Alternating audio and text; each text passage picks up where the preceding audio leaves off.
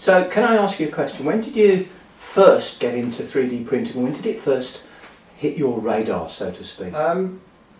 We started 3D printing quite a few years ago. We started off with sort of one of these sort of hobby type machines that we wanted to use. Like many of us do. Yeah, to use for prototyping. So my R&D director, Vic Carpenter, we purchased one and we started to use that to produce prototype parts. But it was more of the hobby type 3D printer, which doesn't necessarily give you the right kind of quality, but it was something that we recognised, you know, could benefit the business, especially from prototyping. Okay. So form and fit, but not much function.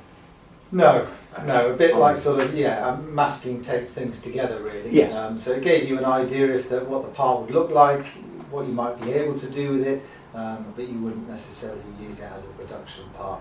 It just saved on costs of tooling and that element of, you know, the R&D process, if you like. Okay, super. So